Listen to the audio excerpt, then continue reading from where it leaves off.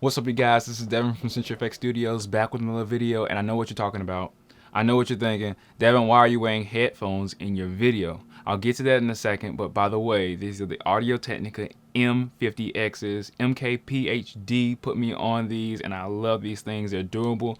They're not the most colored, but if you're trying to like listen to a reference audio, mixing, all this other stuff, they're really, really flat and really crisp. So big ups to MKPHD. But I'm wearing the headphones because I'm, recording with two mics today. So I got the Rode NTG2, and then I got the Sennheiser wireless ME2 microphone version 2, and it's going through the Sennheiser G2 transceiver receiver combo pack. So, and this is all going into the Zoom H5 recorder. So I'm monitoring this while I'm talking to you today, but that's not the subject. But I'm going to be switching in between both the microphones just to give you guys reference on how it sounds. So today we're going to be talking about why Sony's going to buy Nikon. Okay, Sony didn't say they're going to buy Nikon, but we've all had this feeling because Nikon is kind of like the underdog of everybody, but they haven't been able to catch up. Nikon has been neck and neck with Canon for years and years and years, and they pretty much made the camera market as far as sales are concerned.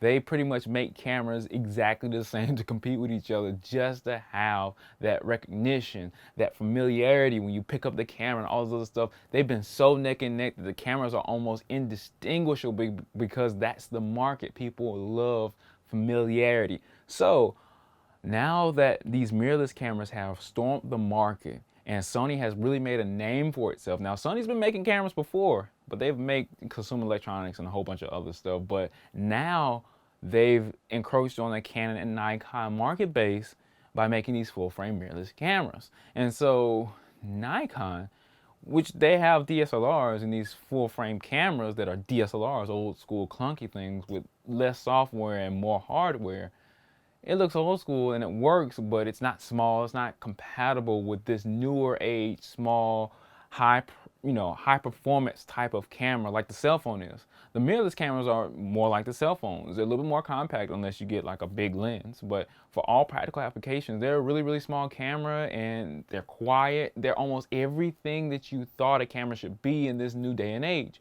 Unlike these old clunky cameras that make all these noises and aren't discreet at all and do all these other things and stuff like that that reminds you of the old school, Sony has really taken a lot of the market from Nikon to the point where Nikon can't keep up with camera sales. Now, mind you, Sony and the Mecca Canon of camera sales, they make other electronics. Like they can use things to help them keep their market up, but and I don't know necessarily how the business is going as far as whether they're able to use money to devote back to the camera department of their division in the company, but they do other things. Nikon really is gung-ho cameras all the way. If cameras don't work out, Nikon really doesn't work out. They don't have the name on anything else like printers and, photo technology that doesn't have to do with cameras.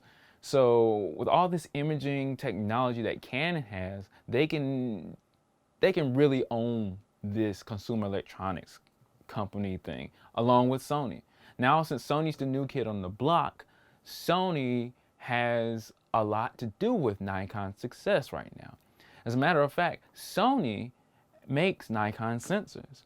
So I guess Sony makes the sensors and then Nikon puts their own little jazz on it, puts their own name and their own badge on it and calls it theirs, puts it inside their DSLRs and their hardwares and technologies, and now they're called Nikon cameras. But since Sony has been working with Nikon on making sensor and image technology, Nikon has some things that Sony doesn't have. If Nikon goes out of business and they stop making cameras, I think that will be bad for Sony because Sony could be benefiting from that base that Nikon has because, like I said, Nikon and Canon have been really pushing their market base on familiarity, name, branding, a whole bunch of other things. So to keep that competition still in play, but just be under the blanket of Sony, they can just have Nikon versus Canon. And for people who don't really do research and don't know about the companies, they'll be like, oh, it's still Nikon versus Canon, like it's been for the last 100 years, and still be buying into that competition. That competition is really what keeps those cameras in markets, especially when people are like, oh, what's the newest camera that I should get? Nikon. No, you should get Canon. And this bickering debate is what sells these cameras, because people buy into the system and then they buy into the lenses, and the lenses got you hooked. So, with all that being said, the sensors are one thing that Sony probably wants to keep around and keep marketing, because, like I said, Nikon has some things that Sony doesn't have, and they probably want to buy it, but since they're making those sensors already, it's easier just to combine that technology if they've already been making technology for Nikon.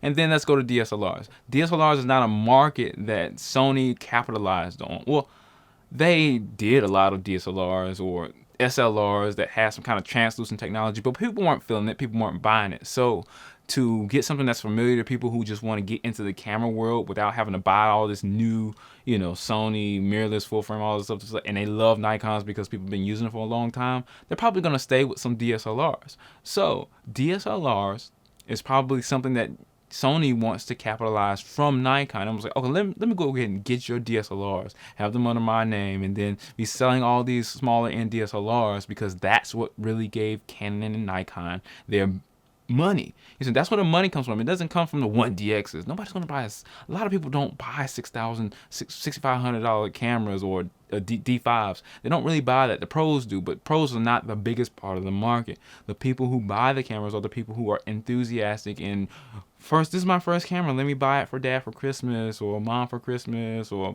let me take pictures of my daughter's this, that, and the other, or my son's performance, this, that, and the other. So you have to understand exactly who's buying these cameras, because when you go to your stores like Costco and Best Buy, it's all these smaller end cameras that make the sales. And that's why Canon has been making T1Is and T2Is, T3Is, all these smaller end cameras.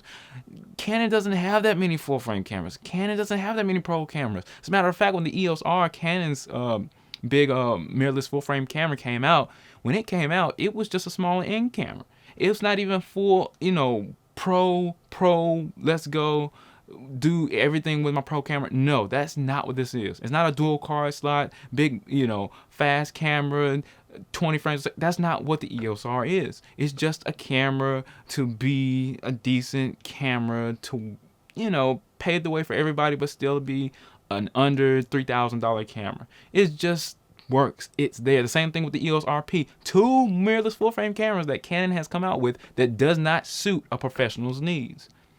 So you have to think that the professional market is not what they want to go. Big camera, big bulky pro camera is not where they want to go, because that's not what they're selling. Now next is name and brand recognition. They probably want to stay. Sony probably wants to stay with their name, because they're now becoming the new kid on the block. They were the underdog, and now Nikon has kind of been demoted back to the underdog. It has not been able to do this. But you understand that Nikon has a name that always competed with Canon. And that really doesn't go away. It's been almost, like 100 years or something like that? That has a market. That has competition market. When people say, well, you want Nikon or Canon? Sony is that name that they'll throw in there, but a lot of people don't throw the Sony name in there because it wasn't a part of the original competition. So when people think about it, they're like, oh, Sony, what do they have? People have to really think about what they have. They have to think about the lens base. They have to think about what things cost and stuff like that. Yeah, it's the new kid on the block, but as far as name is concerned, it's not as strong as the Nikon versus Canon debate that a lot of people are going to get into when they go to buy their first new camera. So they need that brand recognition on their side. So Sony would buy Nikon to have that.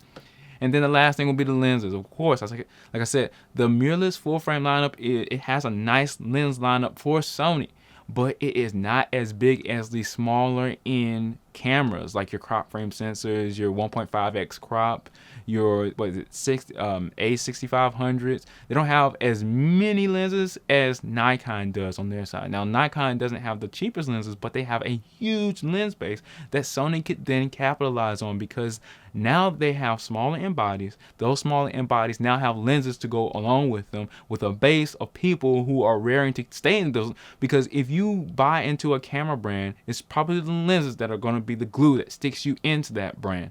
And people have these brands for years and years and years to recycle backwards compatibility with these cameras.